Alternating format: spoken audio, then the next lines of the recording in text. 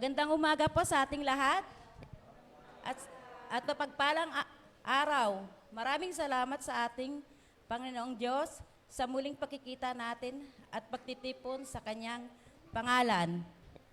Akin pong babasahin ang awit 136. Purihin si Yahweh sa Kanyang kabutihan, pag-ibig niya'y tunay, laging tapat kailanman. Pinakadakilang Diyos ng mga Diyos ay pasalamatan. Pag-ibig niya'y tunay, laging tapat kailanman. Ang Panginoon ng mga Panginoon ay ating pasalamatan. Pag-ibig niya'y tunay, laging tapat kailanman. Let's pray po. Panginoong Diyos, muli po kaming humihingi ng iyong awa at katapawaran sapagkat kami po ay hindi nakarating sa iyong kalwalatian dahil sa aming kasalanan. Panginoong, hiling po namin na ang bawat isa na nakikinig ay bigyan ng mataas na pagkilala. Ang iyong mga salita dahil ito ay makapangyarihan at gaya ng tabak. Nawa, maisabuhay namin ito sa gabay ng banal na Espiritu na iyong kaloob. Ito ang aming dalangin sa pangalan ni Jesus. Amen.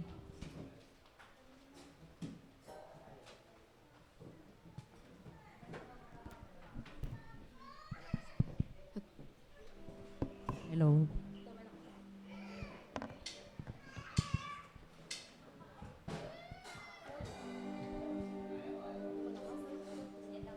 Hello. Ayan. Good morning po sa ating lahat. Hello. Ayan. Good morning po sa ating lahat. Ready na pa? Ready na ba ang lahat na papurihan muli ang ating Panginoon for what He has done sa isang buong linggo? Kaya naman, inanyahan ko ang bawat isa na tumayo at sabay-sabay natin siyang papurihan ng lubos. Kaya naman, let us draw near to God with a sincere heart. Let us offer Him our lives. Kahit na ito ay broken, kahit na ito ay sobrang lungkot ng week natin ngayon, but still, we have the God who comforts us, who rescues us. Kaya naman, let's remember that our God is always on our side. Kaya naman, Panginoon, let me draw close to you. Draw me close to you. May never let us go. And never let me go.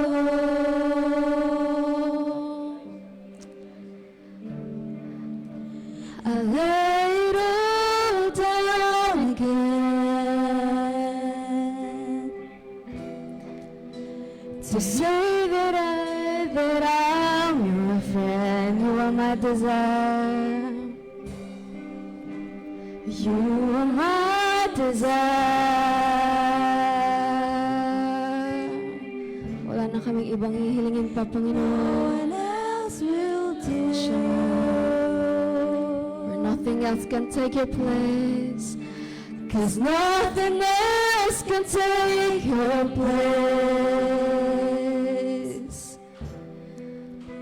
To feel the warmth of your embrace, help me find the way. Oh, help me find the way. Bring me back to you.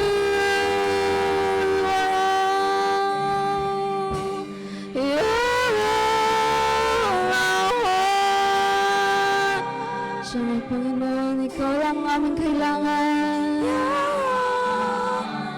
Let's feel the presence of our Lord this time, this morning. And you are all I want. Let me know you are near. God, church, let this be our prayer. My Lord, draw us close to you, Panginoon. Let's continue singing to Him. Draw me close to you. May you never let us go, Panginoon. Never let me go.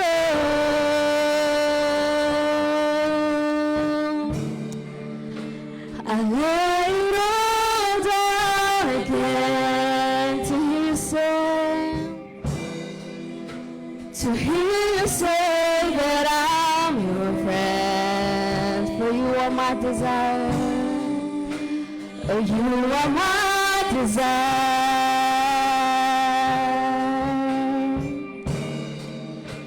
No one else will do.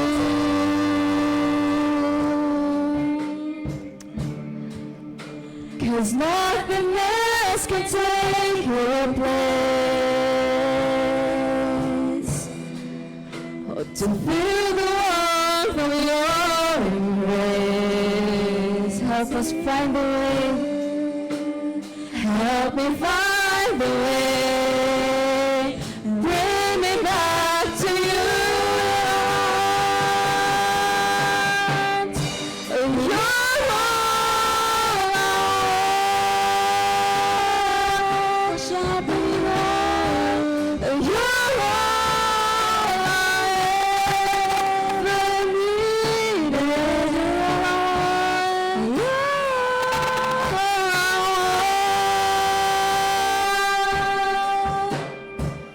Help me know you are here and I want in church.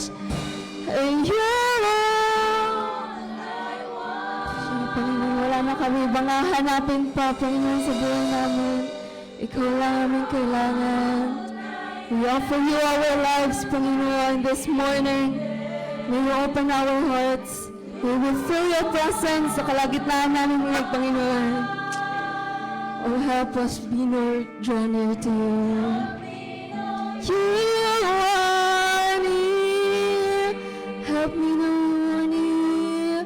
Help me know you are near. Help me know you are near. And let's bring him praise naman. Truly, when our lives are built on him, no storm, no trial, no circumstances can truly shake us. Kaya naman, let this be our prayer also. Jesus is our firm foundation. Let's clap our hands para sa ating Panginoon. Jesus, you're my firm foundation. I know I can stand secure. Jesus.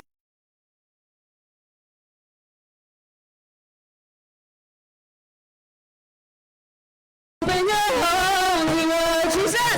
Jesus, you're my firm foundation. I know I can stand secure. Jesus, you're my firm foundation. I put my hope in your holy word. I put my hope in your holy word. I have a living hope. I have a living hope. I have a future. I have a future. God has a plan for me. God has a plan for me. Of this I'm sure. Of this I'm sure.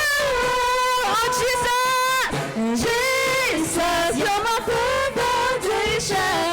I know I can stand secure. Jesus, you're my firm foundation. I put my hope in your holy word. I put my hope in your holy word. Your word is faithful. Your word is faithful. Mighty with power. Mighty with power. God will deliver me. Of this I'm sure. Of this I'm sure. Sama Panginoon. Jesus, you're my firm foundation. I know I can stand secure. Jesus, you're my firm foundation. I put my hope in your holy word. I put my hope in your holy word. I put my hope in your holy word. So, Panginoon, let your kingdom come upon us, Panginoon. Let's clap our hands para sa ating Panginoon. Mga Panginoon, ikaw lang aming papupurihan. While we wait on you, Panginoon, let us engage our hearts para sa ating Panginoon. Your glorious scars of blood engages our hearts. May Jesus Christ be known. May Jesus Christ be known. Wherever we are, we ask not for ourselves, but for your renewal. The cross has saved us. The cross has saved us. So we pray, your kingdom come. Let your kingdom come. Let your will be done, so that everyone might know your name. Let your song be heard. Let your song be heard. Everyone on earth, till your song and work on earth is done. Let your kingdom come. Give us your strength, Lord, and encourage us to speak. Give us your strength, oh God. Encourage to speak before your wondrous deeds. From your wondrous deeds to those who are weak. Lord, use us as you want. Wherever the test, by grace will preach your gospel. Coming on till our dying breath. Our dying breath. Let your kingdom come. Let your kingdom come. Let your will be done, so that everyone might know your name. Let your song be heard. Everyone there. Your sovereign. We work on earth is done. Let your kingdom come. Let your kingdom come. Let your will be done, so that everyone might know your name. Be heard, everyone on earth, till your song and work on earth is done. Let your kingdom come. Let your kingdom come. Let your kingdom come.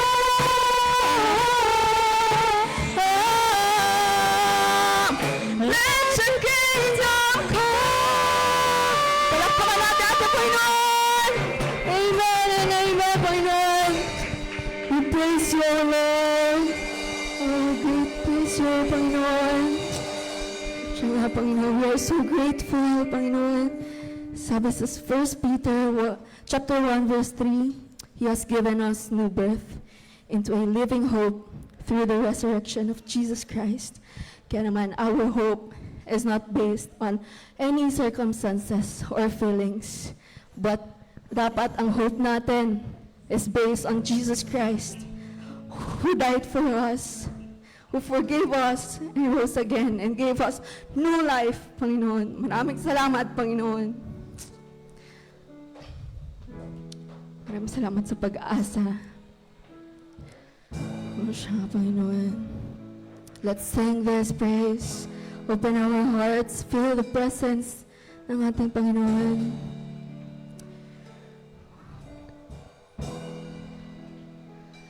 How great the chasm that lay between us. How high the mountain I could not climb. In desperation, sa'yo lamang kami pupunta, Panginoon. I turn to heaven, spoke your name into the night. Then through the darkness, your loving kindness tore through the shadows of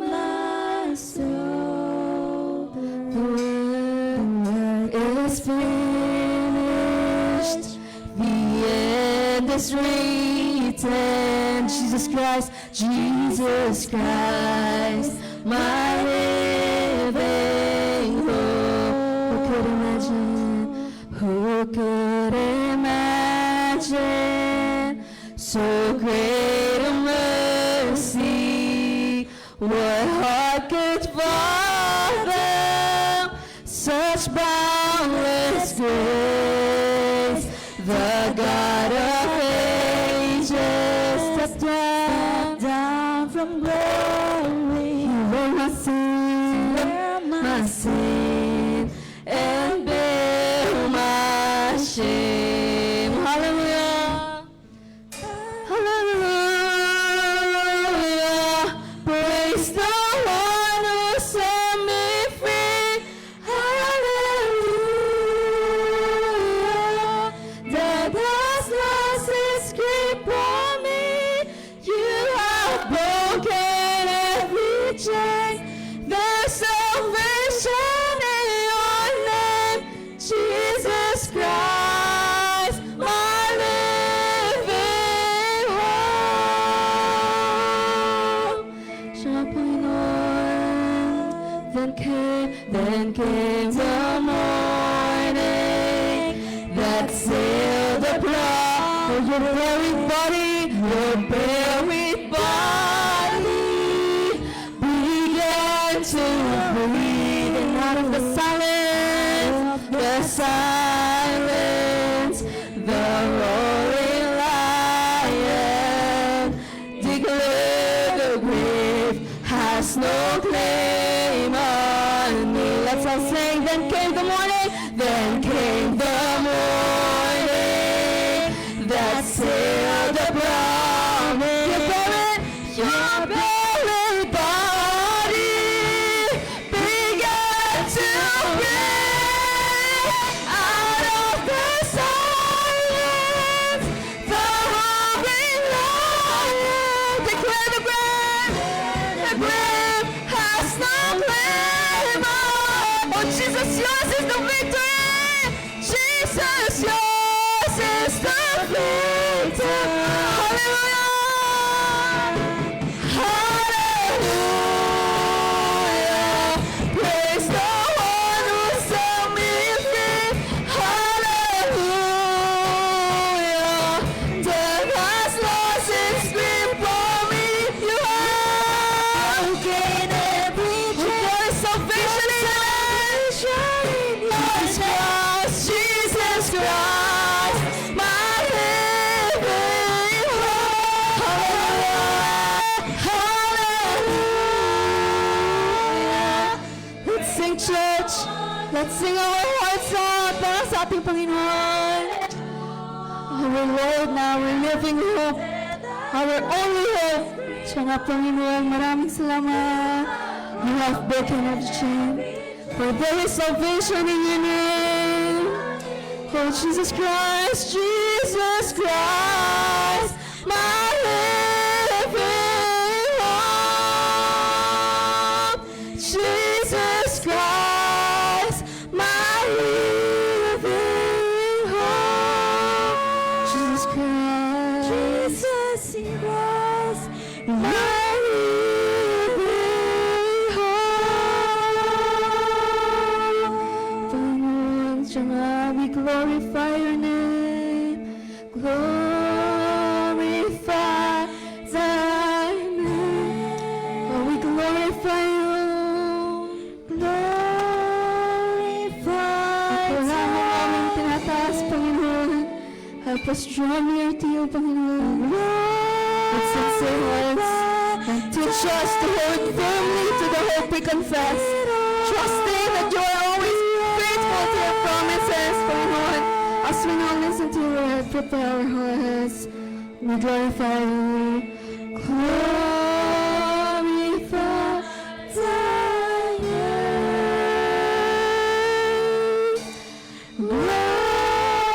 Glorify thy name. We glorify you, continue. Glorify thy name. In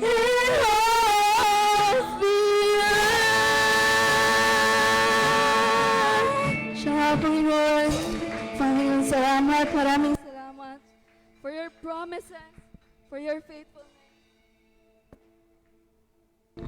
For your promises and faithfulness, maraming salamat, Panginoon. Kaya naman, as we now listen to your word, prepare our hearts, speak to us, mangusap ka sa amin, Panginoon. You change our lives, lead us, Panginoon, to live according to your will and your kingdom, Panginoon. We give you glory and praises only to your name. Amen and amen. Maraming salamat, Panginoon.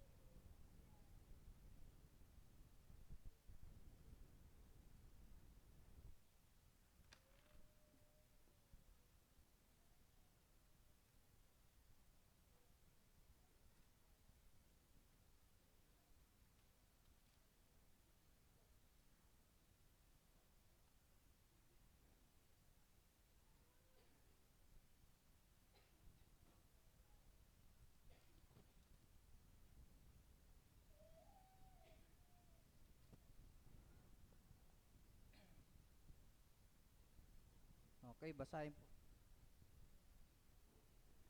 Tayo po tayong lahat. Basahin po natin ang Hebreo 19:27, 10:19-27. Ano po?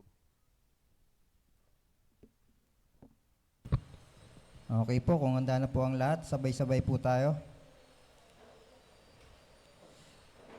Lumapit tayo sa Diyos. Kaya nga, mga kapatid, tayo'y malaya ng makakapasok sa dakong kabanal-banalan dahil sa dugo ni Jesus.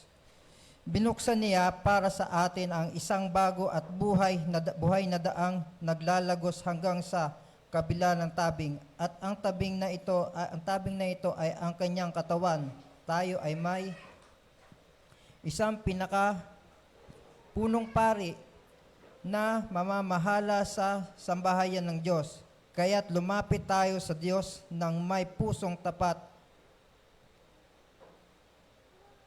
at may matibay na pananampalataya sa Kanya. Lumapit tayong may malinis na budhi sapagkat nilinis na ang ating mga puso at hinugasan na ng dalisay na tubig ang ating mga katawan.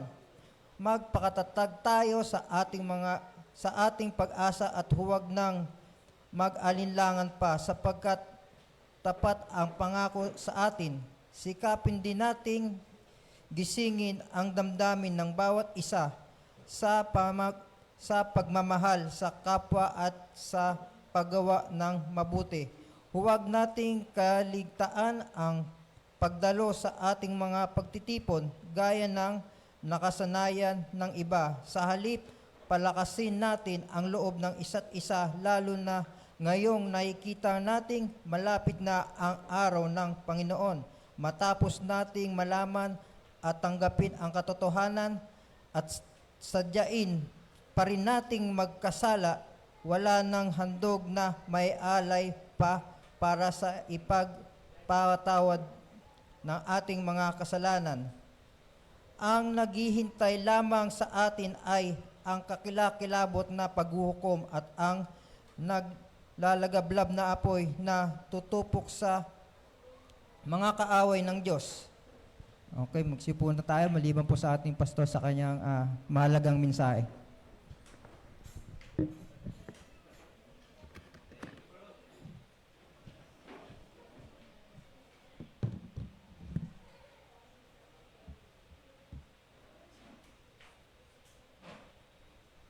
Yan. Hello. Yan. Praise God. Ayan, pag-gising natin. Hello. Wala ang ati. Hello. Ayan, meron to.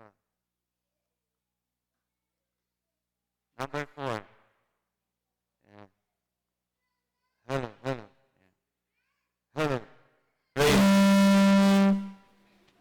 ano, ayos naman to kanina.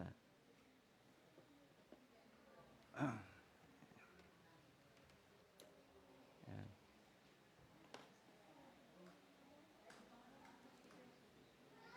Oh, bakit? Lipat ko lang po sa ating message.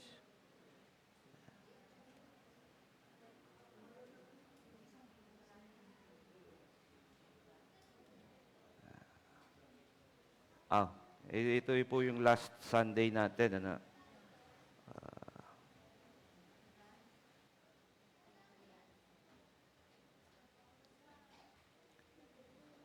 Okay, so one sacrifice, forever sufficient. Yan.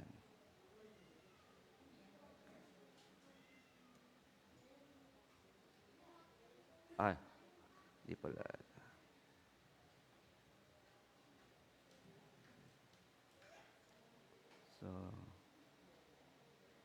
So, last Sunday, no, na tutunan natin yung tatlong main points. The finality of Christ's sacrifice. Under that, the single sacrifice of Jesus Christ was sufficient. And then he was seated as Savior, completed, and then he's now a standing priest. Yung standing priest during the Old Testament times were continue working, and it's not sufficient to forgive the sins of the people. And then, secondly, sabi doon, the perfection of Christ people. And the perfection of Christ people through the blood of Jesus Christ. And imperfect positionally, we're perfect positionally as well, and we're sanctified progressively. And sabi dito, subjugated the enemies, conquered the enemies through the blood of Christ. That's why when Jesus Christ ascended, yung inaalala natin every Lenten season, is not only died on the cross, but he was resurrected from the cross. So, through that, the enemy conquered, referring to to Satan. And lastly, the forgiveness of the new covenant. And so, that's why we are forgiven, and we must forgive as well, others as well, as Christ forgave us. So, naalala niyo po ito? Are you still standing in religious effort or resting in Christ's finished work? So, let's continue to rest in Christ's finished work. He finished already, for us to return in relationship to the Holy God.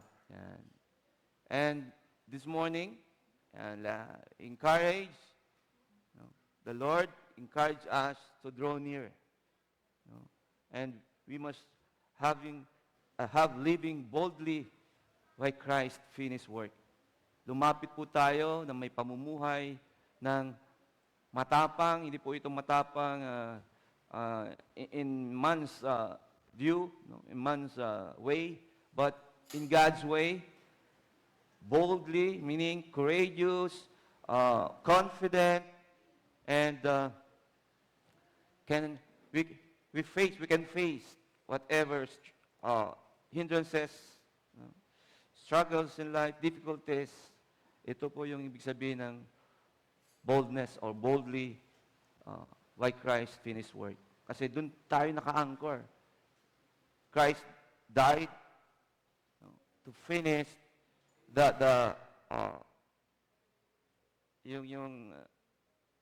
At tawag ito, yung tanikala ng kasalanan at kamatayan.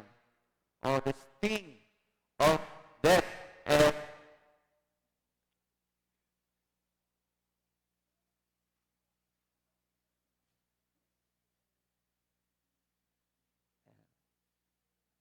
so, hello. Sabi pakiayos na number 4. Hello. Yan. At sana ipabago yung sound. Yan.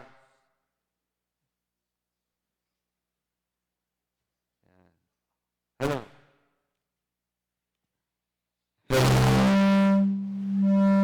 Ayaw talaga. Oh, okay naman.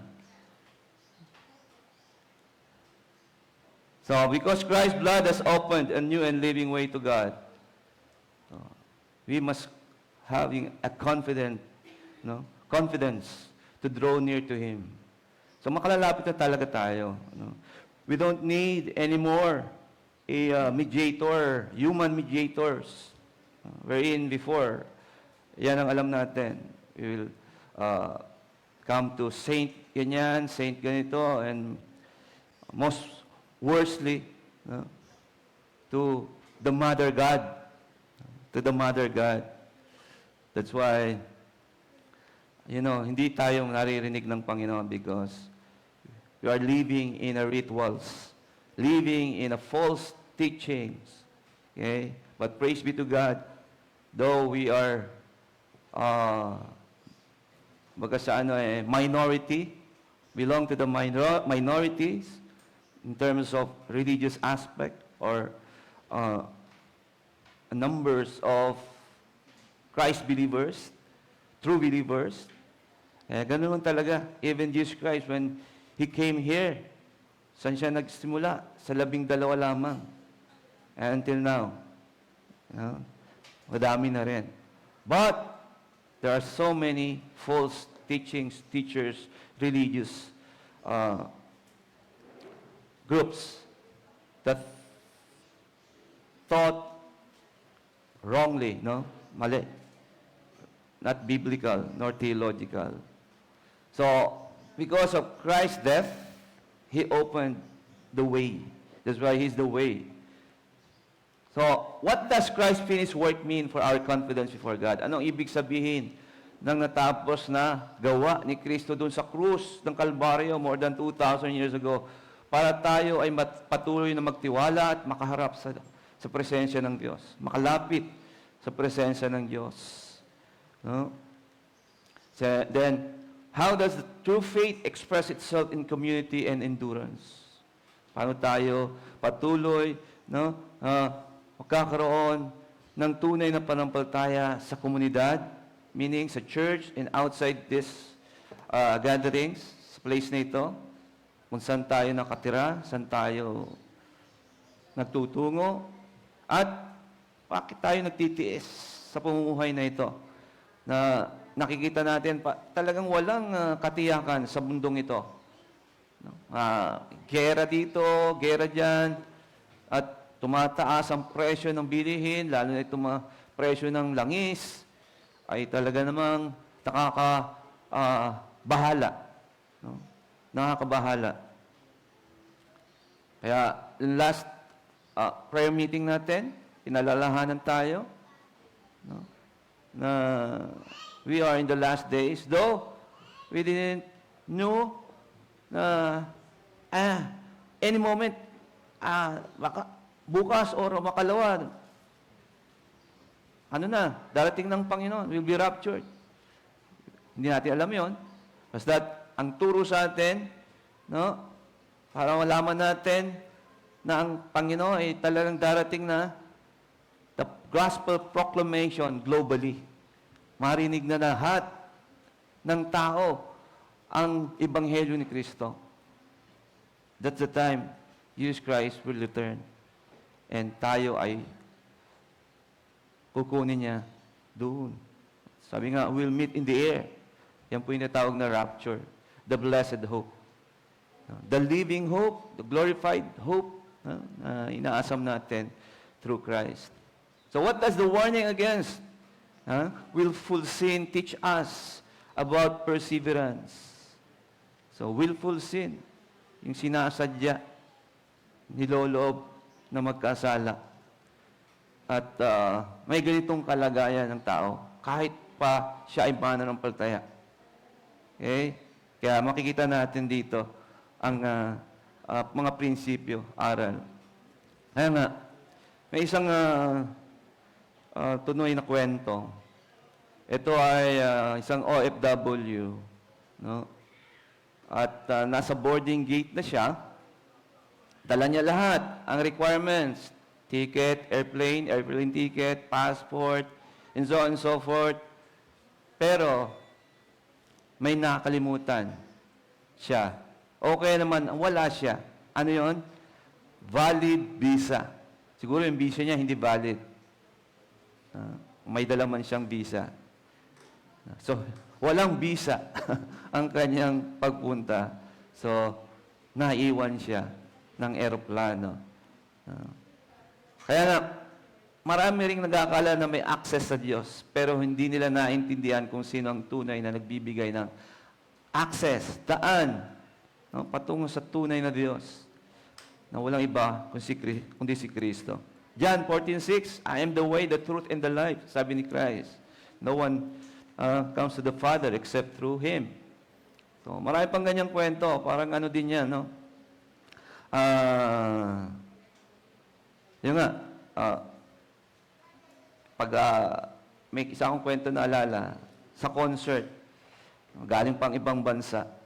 So dito ang may concert ng, ano bang mga usong concert ngayon na pinupuntahan talaga? Mga BTS, mga ano yan? K-pop. Dito nag-concert, bawa. Kaya ba yung mga nag-concert na dito na kilalang kilala? Napunta pa mula sa ibang bansa, napunta dito. Kailangan, kumpleto siya. Ticket din, ng concert. Pero walang maipakitang valid ID. So, wala din. Hindi rin siya nakapasok. So, kaya nga, ano ba ang valid para makapasok, no, sa presensya at trono ng Panginoon? Dito natin makikita. Kaya sabi natin ni Brother Roland, no, therefore, believers, since we have confidence and full freedom to enter the holy place, wherein this is the place where God dwells, by means of the blood of Jesus, by this new and living way which He initiated and opened for us through the veil, as in the Holy of Holies. Yung veil na po yun, nakikita po yun sa Holy of Holies. Yun po ang namamagitan between the Holy of Holies and the place ng mga priest. No? Alam natin, sa Holy of Holies, ang nakapapasok lang po doon once a year ay ang high priest.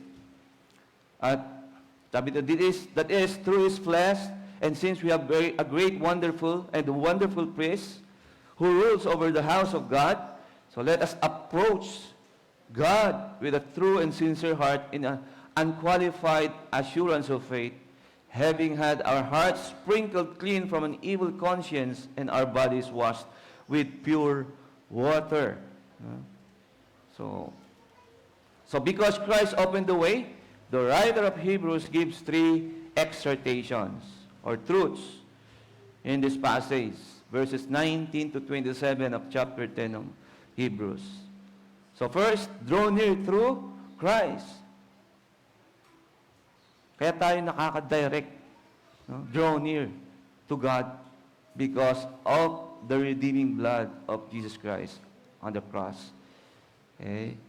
So yan po ang nagpalinis sa atin sa presensya ng Panginoon kung tayo tunay na sumampalataya. Kaya sabi, we have confidence to the holy place, to the Holy of Holies. Christ's blood gives believers bold access to God. So, confident and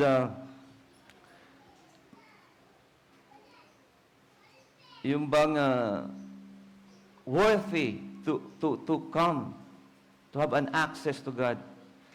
Ang ating valid ID or valid visa is Jesus Christ. That's all. That's it. So, first, divine access by Christ's blood. Okay? Banal na paglapit sa pagitan ng dugo ni Kristo. Sa Greek, natawag yung paresia, means boldness. Wala nang pangamba. Okay? At full confidence to come to His presence. Kaya nga, sa ating pagsamba, privately, personally, and corporately, whatever our circumstances, our pinagdaraanan, kalagayan, alam ng Panginoon yan.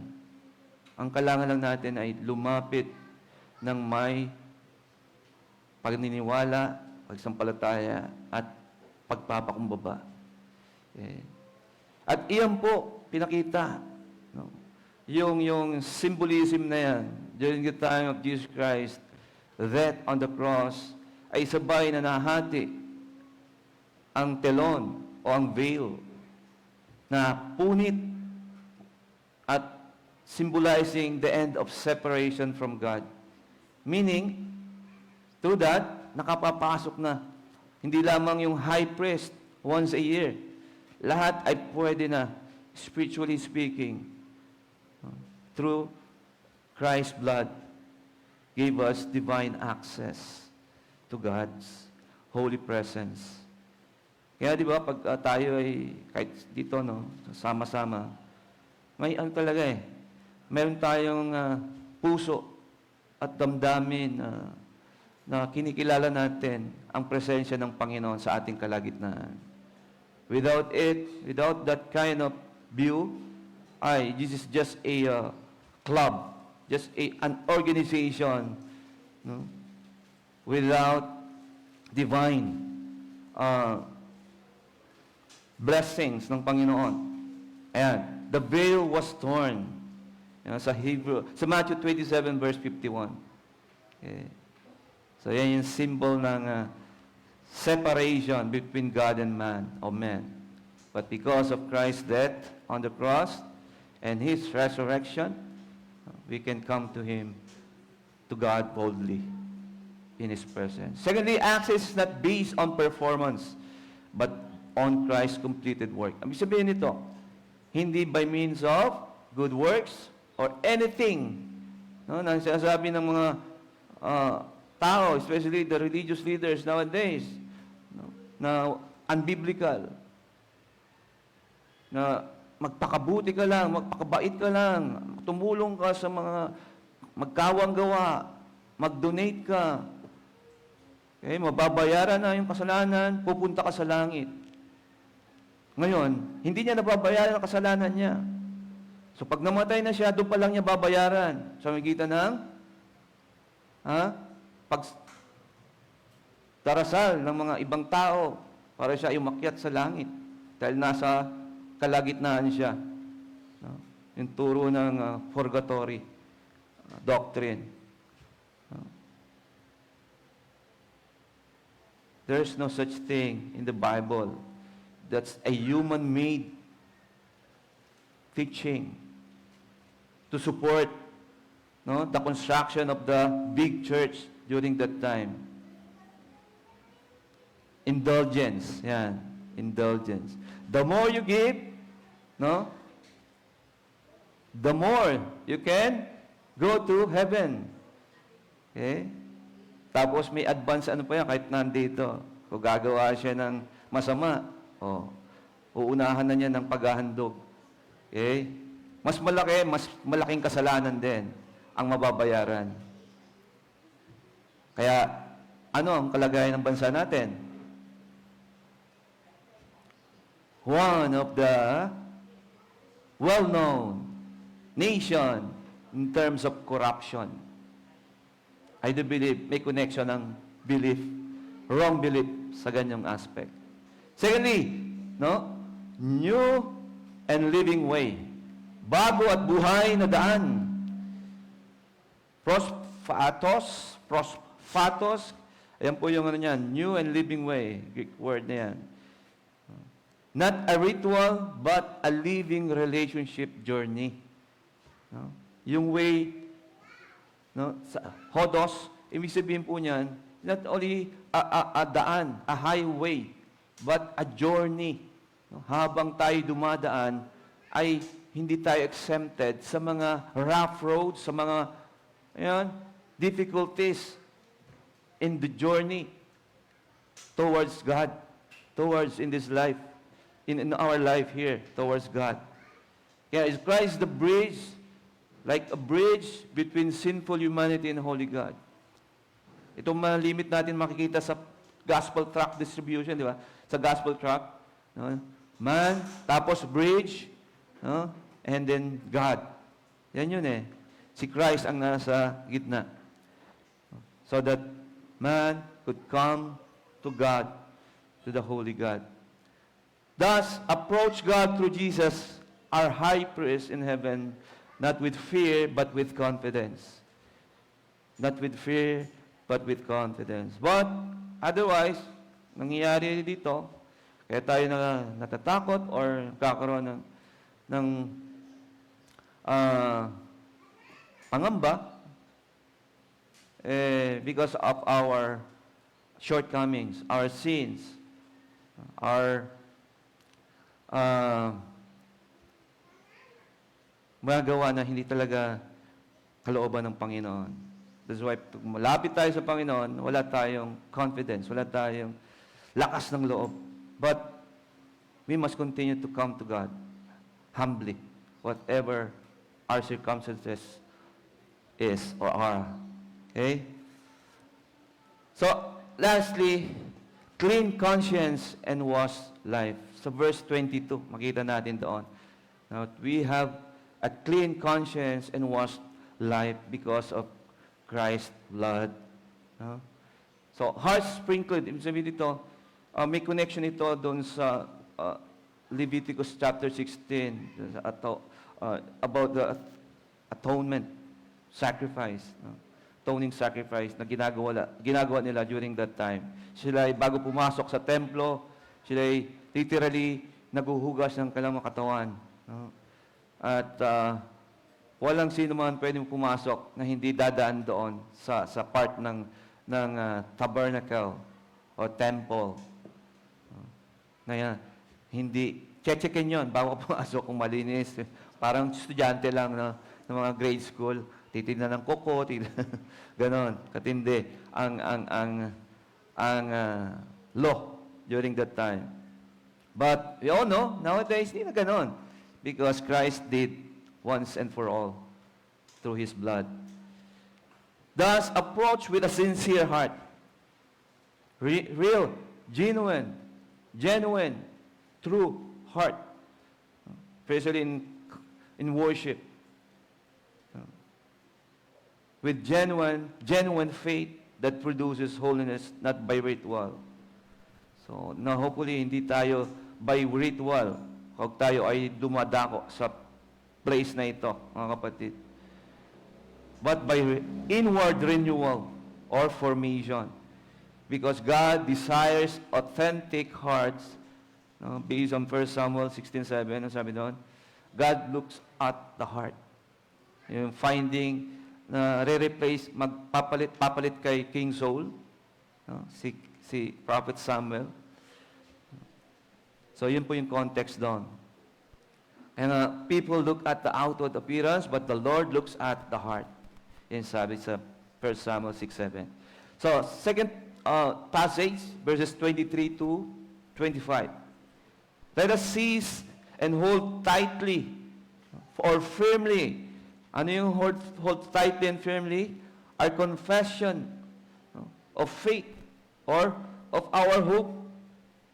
A living hope and a blessed hope, glorified hope, without wavering, hindi nagbabago. For He who promised is reliable and trustworthy and faithful to His word. Of course, our Lord, the Lord our God, Jesus Christ. And let us consider thoughtfully how we may encourage one another.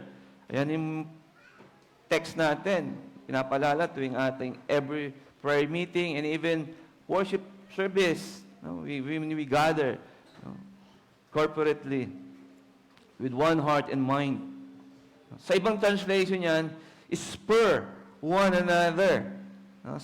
I think sa King James Version, ang ginamit na word is spur. Alam niyo yung spur? Parang katulad po yan ng isang nangangabayo, no? May nakasakay sa kabayo. Alam niyo ba, may spike yan dito, yung nakasakay sa kabayo. Matulis. Dalawang ano yan. So, pag gusto niyang mapabilis yung kabayo, kasi baka natutulog-tulog yung kabayo. Minsan, di ba, yung kabayo mabagal. Minsan natutulog yan eh. So, gagawin niya, igagano niya yung paa niya para magising at mapabilis ang takbo ng kabayo. Di ba, ang pinakamabilis na hayop ay kabayo? Alam niyo ba yan? So, iyon yung meaning ng spur. Hindi lamang stir up. Sabi doon sa Tagalog, gisingin. Kasi natutulog. Spiritually speaking. So, let us, how we may encourage one another to love and to do good deeds. Not forsaking our meeting together as believers for worship and instruction like this, as is, sabihin, constant, dapat, hindi pabago-bago. The habit at gawing habit. No, ito yung magandang bisyo, divine vice. No? Kaya sabi sa radyo, bisyo na to. Yes, itong gawin nating bisyo o divine habit of some but encouraging one another, and all the more faithfully as you see the day of Christ's return approaching. More than 2,000 years ago. After that, sinasabi na ito. Kaya, basta maniwala tayo, we are in the last days. No? We are in the last days. At yung mga gera na yan, sabi nga, it's a sign of birth pangs o birth pain. Parang manganganak. Di ba, manganganak, bago manganak, dumadaan sa labor, masakit. So, pero hindi pa yon. Hindi pa lumalabas yung baby eh. So, wala pa tayo sa talagang, yun na yung sign na darating na talagang Panginoon any moment. Basta we believe, darating ang Panginoon. We must be ready and prepared. Secondly, because Christ has opened this way, we respond in faith and in community. Pag sa aming community, hindi lang po church ito. Kung saan tayo naroon, kabilang. So, respond in faith and community. Kaya last Monday, ay na-meet natin yung magiging involved tayo sa community. I was given an opportunity and privilege to share the gospel, to share the words and the gospel of the Lord Jesus Christ through the flag ceremony sa ating dito sa Barangay Fortune. And salamat dahil it's a way to give people a message of the Lord nowadays. Lalo especially sila ay mga lingkod, barangay, na kahit hindi sila nakikita ng kailang mga superiors, ng mga tao, ay ang nakakita ang Panginoon, ay dapat patuloy silang maglingkod. Parang tayo, no? Parang tayo din. Kahit hindi nakakita, kahit naglilinis ka lang dyan, no? Hindi ka nakikita ng mga kapatid sa Panginoon, ginagawa mo yan sa Panginoon para sa glory niya, ay gagantipilaan ka. Gagantipilaan tayo ng Panginoon because He knows our hearts. So, true faith expresses itself in steadfast hope, love, good works, and mutual encouragement. Tanya po, ang tunay na pananampalataya po ay nagpapahayag mismo ng hindi matinag na pag-asa, pag-ibig, mabubuting gawa, dulot ng pananampalatayang tunay, at mutual encouragement, yung pag-iengganyo, na kapatid, magtiwala ka, magpatuloy ka, na kahit na anong pinagdadaanan natin, tapat ang Diyos, di tayo pababayaan, ni iiwan man. Patuloy na tayong ingatan. That's why, hold fast, hold firmly, stand firm. Yan ang sabihin niyan. Nothing move. Whatever happens, kahit nakikita natin, giyera na ito.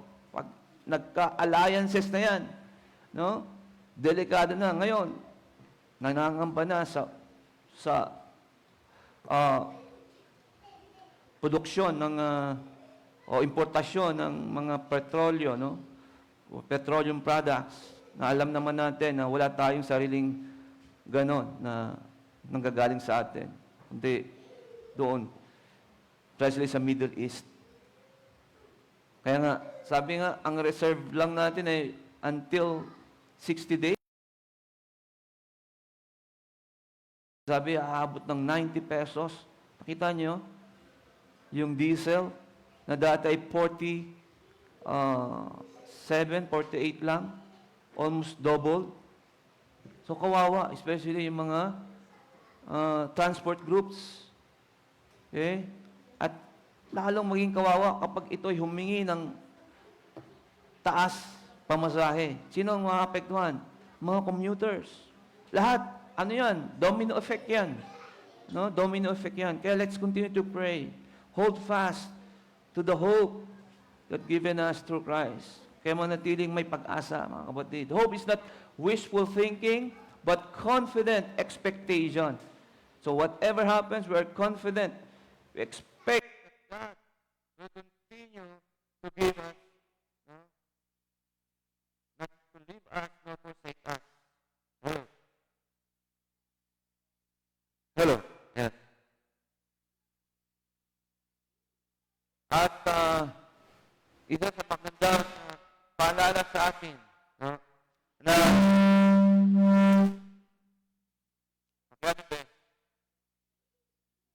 hello. Hello. Ito, hello. Hello.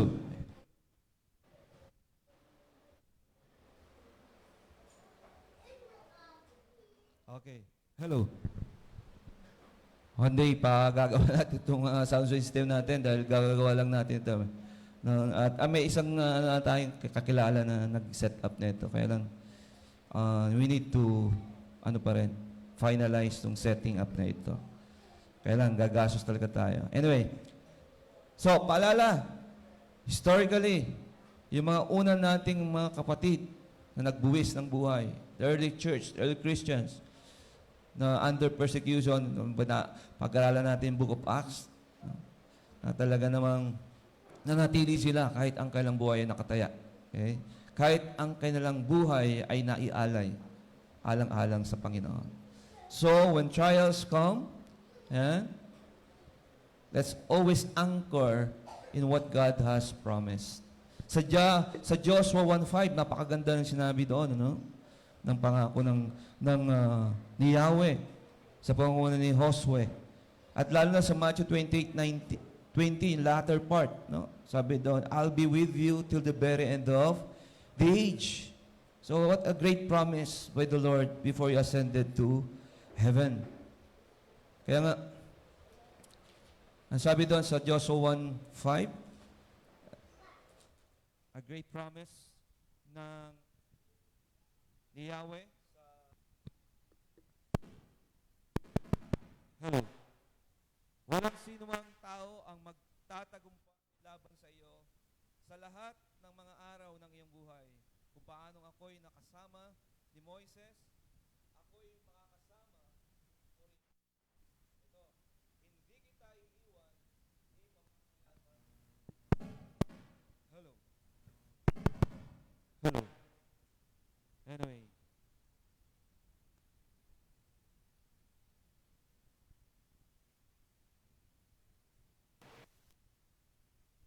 Hello.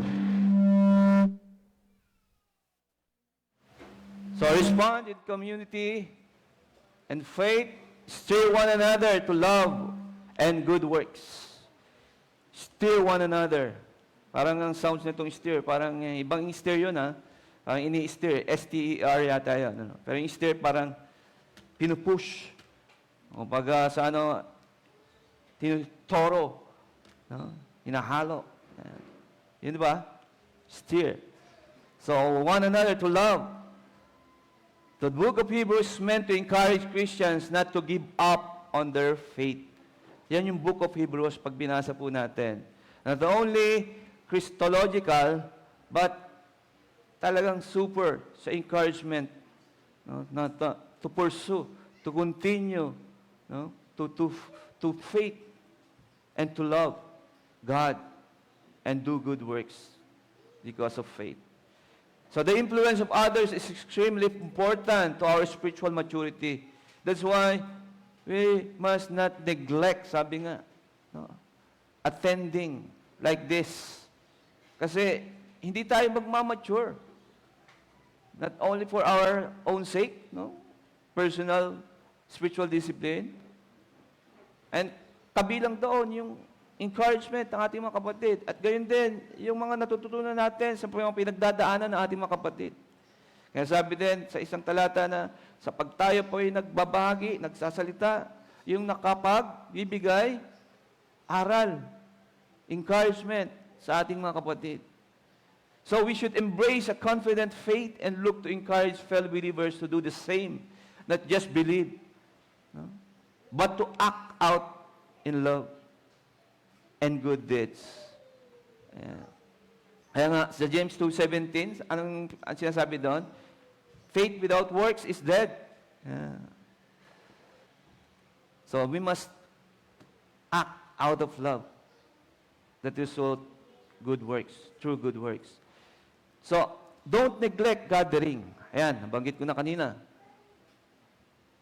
Napakahalaga po. Kaya nga po, di ba, sa ating mga kapatid na nakakalimot na, hindi na dumadalo, inaalala natin sila. Binibigyan natin sila ng concern. Binibisita. Binibisita. Personal contact with other Christians is not merely suggested by the Bible. It is commanded. Iniutos. So Christians have an obligation to fellowship with other Christians. Kaya magka-question ka, hindi mo sila sabi, hindi yan ligtas, pero bakit siya hindi dumadalo? It's a big question. Probably lang naman, he is not a true believer. But we did not judge him or her. That's why, continue to reach out him, her, or them. No? Na dating kasama, kasama. So sana hindi siya antichrist. Doon siya sabi sa 1 John 2:19. No? Na may mga kabilang sa iglesia na antichrist, meaning mga unbelievers. So kaya nga, ano sabi? Work out your salvation. No? To prove that you are true saved. Not to be saved. Kaya, but so that we can meet each other's needs, not only for discipleship, and encourage and inspire others, Christians, in their faith. Di ba? We must be a peaceful, peacemakers. Kasama yan eh. Nakakalimut na ating kapatid, palalahanan natin. Natutulog-tulog, inaantok, stir up one another, spur one another. And even during services, kung aantok-antok, kapatid, gising. Ganun. Okay? For if we go on willfully and deliberately sinning after receiving the knowledge of the truth, there no longer remains a sacrifice. Wala nang isasakripisyo kasi nga it is finished na. Huwag nang paulit-ulit. Parang kulit, no? Parang, kaya pinapaalala dito, no? Sabi dito, no further offering to anticipate, but a kind of awful, terrifying, ito na ang abangan ng mga taong hindi nakikinig, but a kind of awful and terrifying expectation of divine judgment. Kaya nga, hindi tayo pwedeng maghusga, no, na hindi siya ligtas. Only God knows. But through His, living spiritually, nakikita sa Kanya, kabaliktaran, na tayo, patuloy tayong naglilingkod sa Panginoon, tapos yung iba ay hindi. Ito, paalala sa atin at lalo sa kanila. Judgment and the fury of a fire and burning wrath which will consume the adversaries, those who put themselves in opposition to God. Kinakalaban nila ang Panginoon, actually. Kaya kung siblings mo yan, kung magulang mo yan, kung kabag-anak mo yan, kung best friend mo pa yan, palalahanan mo. Dahil ito ang kaabangan nila. At mahigit pa, kaaway nila, kinakaaway nila ang Panginoon. Kinakalaban nila. So while we are encouraged in community, the writer also issues a serious warning. Ha? Kaya sinama ko itong 26 and 27 eh. Warning and perseverance. Babala at tiyaga o pagtsatsaga. So, deliberate abandonment of faith leads to serious spiritual danger. Okay? Meron tayo ngayon na pinapalalahanan ngayon yan, ha? Na kasama natin. So, the reality of warning, makita natin dito ang katotohanan o realidad ng babala ng Panginoon. Kaya itong verse 26, napakahirap interpret ito. If you do not go back to the context wherein itong Hebrews ay sinulat sa mga mananampalatayang Hudyo na na-tempt bumalik sa old ritual, sa old covenant. No? Para bayaran nilang kailang makasalanan because they were under persecution during that time. So, kaya nga, dito tinutukoy na hindi ligtas, no? About salvation. So, who willfully sinning after knowing the truth? It represents apostasy. Ano po yung apostasy? Yung winawaksi mo, tinatatwa mo si Kristo, ang pananampalataya mo kay Kristo. Sa 1 Timothy 1:19, sinasabi doon, no? 1 Timothy 1:19. Nagbubukas na tayo lagi ng Bible. Yan. Sabi dito, na iniingatan ang pananampalataya at ang mabuting budhi sa pamamagitan ng pagtatakwil sa budhi. Ang ibang tao ay nakaranas ng pagkawasak ng barko sa kanilang pananampalataya. So, ito ang palala sa mga nagtatakwil o mga apostate ng pananampalataya kay Kristo. So, have legitimately accepted Christ, ito po sila, but purposefully fail to fully submit to His will. So, walang tinutukoy dito, hindi sila manampalataya, ha? No, ito ay I do believe, mga Christians na staying on their will, not in accordance to God's will. So, this pointed out the dangers of falling into faithlessness and disbelief. Okay? Disbelief. Sa Hebrews 3:12-19, makikita natin doon na ano na natin to, aaral na natin to, no? Pagdaanan natin to sa ating message. Sabi doon, mga kapatid, mag-ingat kayo na walang sino man sa inyo ang may pusong masama, na walang pananampalataya, na naglalayo sa buhay na Diyos. Ngunit magpayuhan kayo sa isa't isa araw-araw. Ito nga, araw-araw, no? Kaya huwag kayong magsawa o masuya sa araw-araw kong pag-share sa inyo, no? Through GC. Okay? Gawin niyo rin po yan. I do believe na nakikita ko mga kapatid na nagpo-post sa kanilang mga My Day, sa kanilang mga FB, no? And even sa GC natin, pwede po, basta iyon ay spiritual things, no? Kaya magpayuhan, sapagkat tayo nagiging kabahagi ni Kristo kung ating hinahawakang matatag ang pasimula ng ating pagtitiwala hanggang katapusan. Gaya ng sinasabi ngayon, kung marinig nyo ang kanyang tinig, huwag ninyong papagmatigasin ang inyong mga puso na gaya ng sa paghimagsik. Ang context po nito ay yung first generation Israelites. Verse 16, sino-sino ba sila matapos makarinig ay naghimagsik? Hindi ba ang lahat ng umalis sa Ehipto sa magitan ni Moises? Ngunit kanino siya galit ng 40 taon? Hindi ba sa mga nagkasala na ang mga katawan ay nabuwal sa ilang? So na mga pantay sila dahil sa kanilang pagsuway? At kanino siya sumumpa na hindi sila makakapasok sa kanyang kapahingahan, kundi sa mga sumuway? Kaya nakikita natin na sila hindi nakapasok dahil sa kawalan ng pananampalataya. Okay? So, wag natin nang gayahin itong ginawa ng unang henerasyon ng mga Israelita. Okay? Hindi nila naapakan ang lupang pangako ng Panginoon. At si Josue ang siyang nakatapak nito. So this is not about the possibility of losing one's salvation.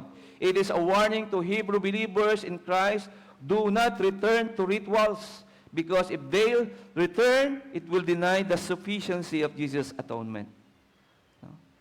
O walang saysay ang ginawa ng Panginoong Jesucristo. Kaya kung mag-aalala sa Lenten season, doon lang. Every Lenten season, naalala. Then afterwards, wala na. Hindi ganon. Deliberately, abandonment of faith leads to serious spiritual danger. So first, secondly, the fearful expectation. Nakakatakot, naaasahan. Here, the writer wants about fear judgment. No? Symbol of fire and fury to those who almost accept the gospel. Pinapaalala, yung impyerno, ibig sabihin yan. Okay? Yung impyerno. Siyempre, iba, okay, hindi ko iba hindi naniniwala, iba naniniwala, pero wala pa naman yan. Hindi ko pa naman naranasan yan eh. Hindi mo pa talaga ba naranasan yan? Mararanasan mo yan kapag ikaw ay nawala na dito sa lupa at nanatili ka sa iyong kalooban. Kaya walang tunay na manampalataya mo nanatili hanggang dulo ng kanyang buhay sa kasalanan. Otherwise, he is not truly saved. Hindi natin sila inuusgahan because for that sake, probably they are not truly saved. In other words, those who are given a full, complete, and thorough opportunity to submit to Christ, yet choose to go on sinning instead. Kaya sabi ng Biblia, ang tunay na manampalataya ay hindi nagpapatuloy sa pagkakasala. Kaya, doon sa John 9:41, ang context niyan, kausap ni Jesus Christ yung mga Pariseo at narinig lang patungkol sa yung pinagaling na pinanganak na bulag. Kaya sabi ni Jesus Christ doon, para mawala ang guilt, kailangan maging bulag ka. Katulad ng bulag na pinagaling. Pero kung ikaw ay nakakita at continue go on sinning, ikaw ay bulag. No? Spiritually. Ayan. Kaya binubulag ng kaaway yung ating mga mata, spiritual eyes, because of this world. Lastly, encouragement to persevere. Magpatuloy, magtiyaga. Magpalakasan tayo. God's call is not fear God alone, but to trust and obey. Sabi nga ni A.W. Tozer, God is most glorified in us when we are most satisfied in Him. Are we satisfied in God? O pag tayo lamang po nakararanas ng masaya at maraming blessings? Tandaan ito, research from Pew Research Center, global ito, shows people who regularly attend church report higher levels of faith, commitment, and moral accountability. Unlike with those who attended church worship service or gatherings. So, because Christ has opened the way, let us draw near with confidence, hold fast in hope, run the race with perseverance done. Set us before God, heavenward, together, encourage one another, and persevere in faith until the day of Christ return. So let us apply this. Begin each day with prayer. Kumusta ang iyong prayer life? Nakakalimutan ba? Prayer na lang, nakakalimutan pa. Kasi unaccepted yun eh. Kahit saan ka mapunta, sa isip pwede ka mag-pray eh. Community engagement, like what we do. Intentionally encourage a fellow believer this week. Yan. May fellow believer ka ba? Na notice na nawawala na? Madalang na dumalo sa mga gawain ng Panginoon? Abay, stir up him or her. And when tempted, remember Christ opened the way. Don't retreat. Ibig sabihin, huwag kang babaliktad or aatras. No retreat, no surrender. Dapat tayo, mga kapatid, because God promised us, He will not leave us nor forsake us. So this week, boldly enter God's presence. Hold fast to hope. Love others intentionally. kahit napakahirap ibigin, kahit ginawan tayo ng masama, napakasama, let's forgive them, or him, her. Okay? The discipline of forgiveness. Yeah. And refuse to neglect the gathering of God's people. Kaya nga, do not neglect the habit of meeting together. Praise God to you all na patuloy na hindi nakakaligtaan, no? Na nagiging habit na. Parang kulang ang buhay kapag hindi nakadalo ng gawain in the week.